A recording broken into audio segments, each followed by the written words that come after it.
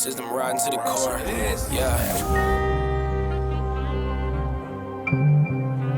Reppin' inner city left. This is the Inner City Left broadcast. Today is Tuesday, March 31st. I am Amin TMK alongside Amoja, Lil Tanky Sumler. Amoja, hello. Happy Tuesday. How are you doing? Man, we out here trying to make it through, man, in the middle of the storm. Wildness. I think it might finally be spring, though, so there's that. Maybe time to put the vegetables outside to get to the gardening. You never know with this weather. Sometimes it's 80 degrees, sometimes it's 30 degrees. Anyway, I guess that's a story for another day. Let's dive into some geopolitics, some domestic politics. I remember you've been telling me a lot about the prices of the war, and I don't know if you're going to get to that today, but I know that a lot of people have been talking about it. How much does this war cost? But that's not really, I think, the issue that Marco Rubio is having, because it's not important to focus on that. It's important to focus on the Iranians. This is what he said earlier today. And at the end of the day, I think that if there are people in Iran who now, given everything that's happened, are willing to move in a different direction for their country, that would be great. Imagine in Iran that instead of spending their wealth, billions of dollars supporting terrorists or weapons, had spent that money helping the people of Iran, you'd have a much different country. So we are always hopeful that that would exist over there. I think that's pretty insane to say, right? Isn't that called socialism? I thought he was against that sort of shit. The government using their sovereign wealth to help the people and not to... What in the fuck? By the way, $31,585,850,000 spent thus far. I wonder what we could have done with that money in some social programs over a war that wasn't even voted for by Congress. It's bad on the president for not having went to Congress. It's even worse on Congress for not holding his feet to the fire. And it's unforgivable for the Democrats. I have a little bit of a gambit. We're going to run the whole gambit because right now, the Trump minions are out, man, and they're doing everything they can to start to, push back on the true narratives, or at least the full picture of what's happening in the war right now. This is Caroline Leavitt, you know her. She's up, doing the spin cycle as best she can. And let's let it play. President Trump initially said about 4 weeks. Secretary of State Rubio on Friday reportedly said it might be another 2 to 4. Is 2 to 4 the current ballpark that the administration is thinking? With respect to the timeline, again, the president, commander-in-chief, the Pentagon has always stated 4 to 6 weeks estimated timeline for Operation Epic Fury. We're on day 30 today. So again, you do the math on how much longer the Pentagon needs to fully achieve the objectives of Operation Epic Fury, which I will reiterate: destroy the Iranian Navy, destroy their ballistic missiles, dismantle their missile and drone production infrastructure, significantly weaken their proxies throughout the course of this operation, and then, of course, preventing Iran from ever obtaining a nuclear weapon. To your first... Looks like they got 2 weeks left, man. Or, look, these timetables have jumped around, multiple different ones. Now we're saying 4 to 6 weeks, and we're on week 4, looking for the complete destruction of Iranian Navy, the talk of ground troops going in and snatching the uranium, getting it. Give me that. Your just thoughts in response to what the press secretary Leavitt had to say? Yeah, so far, right, the United States has fired 2,400, United States and our allies, right, 2,400 Patriot interceptors in just 31 days. The United States makes 650 Patriot interceptors a year, right? And that's with global demand. Ukraine's got to get so many, NATO's got to get so many, Japan has to have so many, South Korea has to have so many, Saudi Arabia has to, Israel. You see what I'm saying? So you can already look at the math and tell me about how much we're winning. When they're talking about the missile capacity of Iran is gone and they've totally depleted their military, if that's true, why would you have fired so many Patriot missiles, which, understand, are a defensive missile platform? They're used to defend your country, your airspace against threats, mostly against planes, but they've had limited theoretical success against missiles coming in inbound, right? And here's the thing, whether it's wonderful or whether it's terrible, I'd rather have something than nothing, right? If something is firing a missile at me, I'd rather try some attempt to intercept, regardless as to what the probability of success is. Okay. Now, understand, these are the missiles that are needed to protect capital ships. Understand that this is part of the global great game. Knocking down Iran was supposed to happen pretty quick. So when they're sitting there selling us stories about, we always said it was going to be 4 to 6 weeks. First, they said it was going to be 2 to 3 days. First, it was going to be 1 day. They were supposed to come in, do a decapitation strike. The Iranians were supposed to fall to the ground and beg for mercy from the omnipotent, all-powerful West. They were supposed to, kiss the president's ass like some of these princes are alleged to do. None of that has happened. Everything she's saying is 100% spin cycle. None of this is going the way you anticipated, because if so, if this was what you anticipated, why would you have ever put yourself in such a position to be at such a deficit for any forward actions that are coming forward? And this is not the beginning. This is not the beginning, nor is it the end. The Americans, this is a middle stage to prepare for war with China, right? And what they're realizing now is if we can't deal with a middling power, it's a regional hegemon, but they're not a global hegemon. If we can't deal with a regional hegemon like Iran, what hope do we have of taking on a truly peer competitor like China? Yeah, I mean, they want one of their main goals now, and I know what Caroline Levis said, but one of their main goals now is getting the Strait of Hormuz opened, which only happened because you started the war. So their biggest issue in the negotiations is opening the Strait of Hormuz that was just open before y'all started the war. Now, again, you got all kind of different spins. Let's go here with the third. Right here, the point guard for Princeton University Tigers, everybody. The man who bench presses 315 pounds, not a problem for him. Secretary of Defense, he calls Secretary of War. I'm gonna say Secretary of Defense, Pete Hegseth, on the Iran negotiations. So on the talks, I can tell you, having been with Steve and Jared and the vice president and Marco and many others yesterday, they are very real. They are ongoing. They're active, and I think gaining strength. And we appreciate that.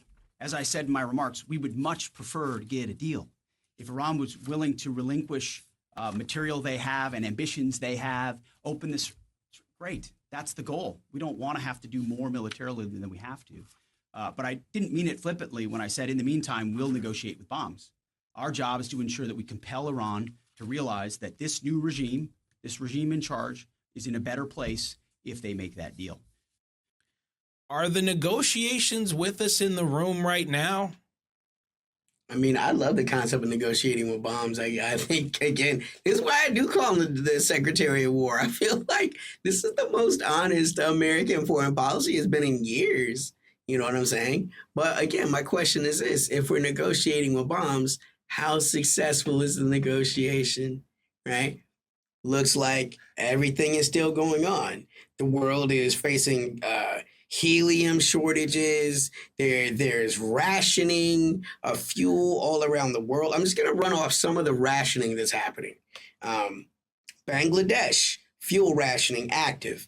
Universities closed. Sri Lanka, fuel rationing active. 15 liter per week cap for private motorists. Slovenia, 50 liters per day cap on fuel for private drivers, 200 liters for business and farmers. Philippines, national energy declared, energy emergency declared. Pakistan, 4-day work week. School closures still in effect. Myanmar, alternating driving days. Thailand, diesel price cap imposed. Vietnam, tapping fuel price stabilization fund. Like, that's me just getting started. Like, the world is fucked up over this loss. Like 20% of the fuel is no longer available. Fuel that governments counted on. So like, again, just because the United States, in America, we're like, oh my God, the gas went up $1. But like, the rest of the world is going fucking through it right now. And the negotiations that are happening with the United States on behalf of the other governments. We've seen no evidence that Iran is negotiating with the United States at all. We've seen lots of evidence that countries all over the world are like, reaching out to the president, like, yo, you gotta wrap this shit up, man. Like, our economies will not survive this continued exposure. And this was always part of the Iranians' calculations as far as asymmetric warfare. Remember, again, for those of y'all that feel like this is unfair, Scott Bessent was on TV gloating and bubbling about all of the economic warfare they were doing, which is what led to the protest in Iran to begin with. Now Iran is showing the limits, right, of what bombing as a negotiation can do. They're not bombing to bring these prices up. I mean, they're bombing, they're striking these fuel ships that are trying to go out without paying that toll. You know what I'm saying? So again, if a negotiation is happening, who's winning? It seems like the rest of the world is begging the Americans to be done with this as soon as possible because their economies are crippled. There is no negotiation, and that's my main point. There's no, oh yeah, the negotiations, and we're having them. That's what he said. No, you're not. You are not dictating. America wants to say they're dictating, but they are not dictating. They're not. The Iranians are. Their peace plan or their armistice plan or whatever you want to call it, it has a bunch of non-starters for the United States. So with that being said, there is no negotiation right now. Yes, they are. I totally agree. They're negotiating with bombs. They're bombing the hell out of Iranian civilians right now, bombing major infrastructures and companies in Iran. The IRGC came out earlier today and they were saying, well, they named a bunch of stuff. I know Apple, Google, Microsoft was on there. It was a bunch of different companies. And they were like, well, this is fair game now because they've been going tit for tat the entire time. So if you are negotiating with bombs and your opponent has the ability to go tit for tat for you every single way, and that has been Iran's policy since the 3.5 weeks or 4 weeks of this war that was brought to Iran. They say when you hit us, we will respond in the same way. If you hit military targets, we'll hit military targets. If you hit energy infrastructure, we'll hit energy infrastructure. But if you hit our companies, we are going to hit your companies. If you hit our civilians, we're going to hit your generals and we're going to hit your military personnel in their homes if we need to. So they are continuing to escalate. And, again, that's just the trifecta there. But you mentioned all those great stats, all the great information about the Philippines and Bangladesh and. Well, you're not wrong, bro, because the world continues. Now I got another 3 right here. So we're going to go through these 3. Just want to show you. Breaking news, Pedro Sanchez officially closes Spain's airspace to all U.S. and Israeli aircraft participating in the war against Iran, including those coming from the bases in other countries such as the UK or France. How about this one? I got one more for you. This was earlier today. France not letting planes that are headed to Israel load up with military supplies. They cannot fly over French territory. So this is Donald J. Trump on his little Truth Social network. The country of France wouldn't let planes headed to Israel loaded up with military supplies fly over the French territory. France has been very unhelpful with respect to the butchers of Iran, who have been successfully eliminated. The USA will remember President DJT. So no Spain. Spain's been on it, though. Spain, we've heard about Spain, stepping away from sort of the the general American Israel process, right? Okay. Well, how about this one? Reuters. Italy has denied U.S. military aircraft permission to land in Sigonella Air Base in Sicily for Iran war operations. Prime Minister Maloney's position: operations against Iran fall outside bilateral agreements. Italy cannot help. Trump threatened NATO with a very bad future if allies don't assist. Italy said it doesn't matter.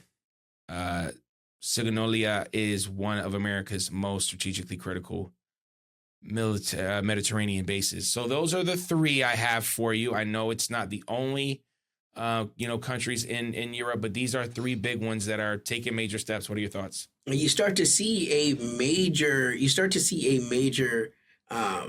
problem, right? As far as like, now you start to understand why old PD Hegseth is like, you guys don't know what it's like for a pilot to have to fly 31 hours, because like it looks like huge cordons of Europe are cut off to America's airspace. Of course, we have Keir Starmer acting tough, but everyone knows that the American, especially the B-1s and a lot of the B-52s, they're loading up munitions there, they're getting their fuel there, and then they're having to fly all around Europe. And there are other countries that have also closed that airspace. And so this is just an interesting thing, right? Because it shows you these countries still, one, have moral positions that they're trying to take. They don't want to see themselves attached to this war. And it's not necessarily because these are countries that are good people. They understand this is a war. And no one fully understands what the Iranian missile capacity is.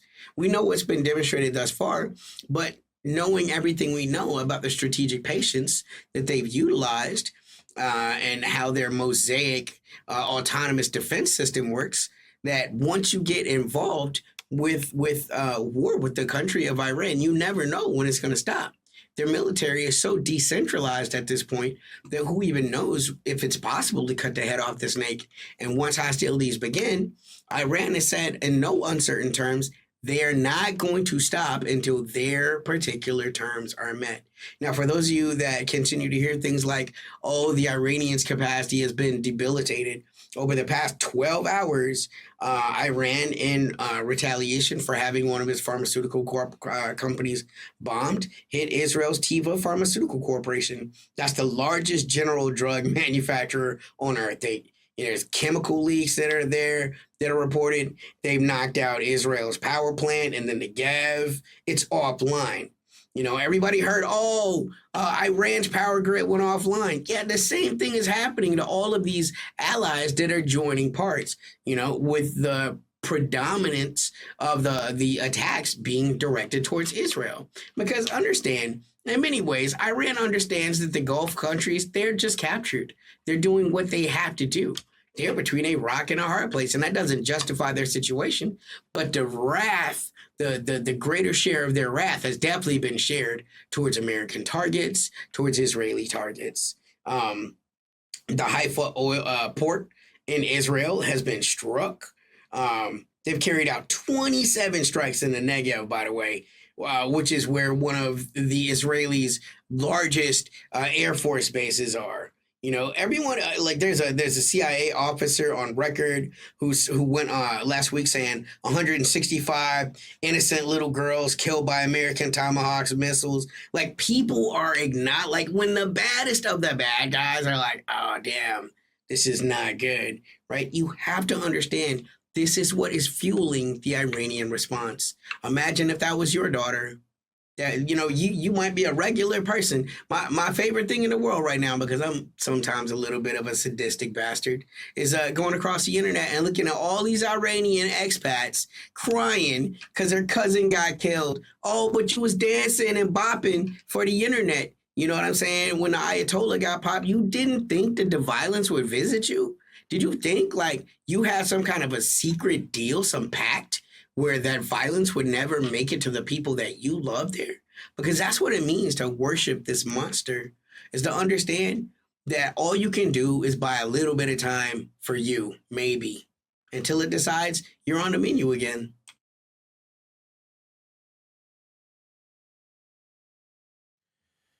When are people going to realize, or when are countries going to realize that allying yourself with the United States is one of the most dangerous things you can do, possibly more dangerous than being the enemy of the United States? Um, so there is, again, and I think we can keep this short, but there's a major strikes happening right now in Israel. And there's been pretty much a large disabling of their missile warning times and their ability to stop these missiles from coming in. You're hearing as much as 80% of strikes are landing in Israel. There also been a lot of conversation about, when Israel's getting their butts whooped, which they are by Iran, they like to turn to turn to Palestine and to Lebanon. They announced that they are going to be going into northern Lebanon as a buffer zone, and they're going to be taking over this land. I know we've mentioned sort of the Greater Israel project. The United States now, they have the Greater Americas project, where it's just all of these different plans to take over the country or take over larger swaths of land. And meanwhile, they've been being and moaning about Putin for all this time, literally going into Ukraine to help the people of the Donbass. And if people don't want to acknowledge that that's what's happening, you can't live in this vacuum. Like, things exist, in a that rely on one thing or another. They've already talked about Ukraine sort of not getting in as many weapons because they need to bring those weapons into the theater in Iran. So I think it's important just to acknowledge that the United States brought this war to Iran, Israel too, of course. But Israel, the United States has been doing this for 250 plus years. And Israel hasn't had the same time. So let's remember, the big dog, which was America, and all the things there. And there's a lot to unpack during this war. But I think when you hear people starting to talk about 4 to 6 weeks, well, it's 4 weeks now, so 2 weeks is not going to be enough. The fuel shortages in South Asia and Asia, or Southern Asia, and now Europe kind of taking a step back, and they have their own incredible fuel shortages that they're dealing with as well. What do you think? We can just wrap it here. What do you think is the next steps here? What do you see this conflict ending anytime soon? What is your vibe on that? Yeah, I mean, the only way this conflict ends is if we walk away. I mean, that's it. We're not going to meet our objectives, and Americans need to prepare themselves for that. There is no easy solution. Iran is not Iraq. I mean, these all sound like platitudes, but it's just real. Like, one of the things that Hegseth likes to talk about is how many times they bomb the missile sites. Well, okay, so let's talk about these missile sites in Iran. When we talk about why invading Iran is so difficult, you have to understand the whole country is surrounded by mountain ranges. The north, mountain ranges. Northwest, mountains. Southwest, mountains. I mean, it's mountains all through Iran. And this, for the most part, are where these missile launches come from. There's no weapon on the planet that can destroy a mountain. I mean, this is why, as Americans, we built missile defense. We built northern and NORAD, right, into the mountain, into the big Cheyenne Mountains. Because again, these are bases that are made to withstand even potentially a nuclear strike. Once again, that's not very advanced technology. The mountain is the mountain. Can you bore the mountain out? Yeah. If you can bore the mountain out, the mountain is now your base. And if you can't destroy the mountain, you can't destroy the base. I mean, that's just important to understand. These mountains, Iran's most critical facilities are buried 1,500 feet deep in solid granite. That's got a natural compressive strength of 25 to 40,000 PSI. Like, there's no weapon that exists, right? To take out one of these missile sites could take 2 to 4 weeks. And there are thousands. There are alleged to be thousands of said sites in Iran. No one knows where the missiles are fully. When you bomb the place, they have backhoes and all types of construction equipment inside of these bases. So they just dig them out from the outside, from the inside out. You know what I'm saying? Like, no one knows where the uranium is. That still continues to be one of the major plot points of this invasion, right? Securing and ensuring that they'll never have the capacity to make a nuclear weapon, which they've always consistently said they're against. But it looks more and more like this is headed towards a nuclear confrontation. And again, on Inner City Left, I feel like it's really important to put that thought out. What happens the day after? As a Gen Xer, we were always praised to think the day after. What happens the day after a nuclear strike? Okay, what happens when the military, the government you thought was going to back down, didn't back down? Because, oh my God, it's decentralized. They still have the ability to launch strikes, and they're inside of mountainous, sheltered places, okay? Never mind the fact what's going to happen geopolitically. Because China's already said, I think it was Victor Gao, is like, if Israel uses a nuclear weapon, that's going to be the end of Israel, and he didn't really go much further into that, but it leads you to believe, since he's often kind of the soft power voice, right, of the Chinese government, the governments of the world will cease to do business with Israel at the very least. And as we've learned with this Iranian conflict, the world is dependent on the world. All of the governments in the world are dependent on the other governments, some lesser, some more so than others, but all to some degree, even the Americans. And that's what we're seeing in all of these economic reports. And it's just going to get worse. And we are definitely looking at a famine next year because of the lack of fertilizer that's went out. The AI bubbles are dying because the helium that the world gets also comes from the Middle East. There's no longer the whole helium supply chains are offline, or greatly disrupted. The price points that you budgeted for don't exist anymore. Like, this is what we mean when we talk about cascading failures, and they're only just beginning. And that's if it stopped right now. And there's no real data that points towards this slowing down. In fact, most of the data looks like we're just getting started. Just getting started. Yeah. Well said, man. All points. Let's give a shout out to our podcast listeners. We're available everywhere you find podcasts. Apple, Spotify, etc. Fables, Foibles, Other American Sins. Book of Poetry by Amoja Sumler. Pick that up. Link in the description. Patreon.com/InnerCityLeft. Appreciate our patrons. You guys are the best. Like, subscribe. New music coming out soon with our Brody OGB, myself, Tanky. That'll be out next month. Check out Tommy Cruz, out right now. Search Lil Tanky or Me Team K. Both. Search them both. And appreciate everyone who's like asking us, like, oh, when are you guys getting a band camp? When are you guys getting merch? When you guys, we working on it, and keep patient because those things are in the works. And as you can see, we already have our, if you're on YouTube, you can see our lovely shirts. Yes, we stepping out. That's a fact. So yeah. Anything we missed? Any final thoughts before we get out of here, Tanky? I mean, I leave that to the viewers. If there are conversations, questions that you have for us, as always, we welcome you to leave those in the comments. This is really for you guys, just trying to get the information that is available. We try to give you as many statistics as possible, data points for you to make your own conclusions. You know what I'm saying? So again, anything that we missed, hit us in the comments. Corrections, hit us in the comments. There we go.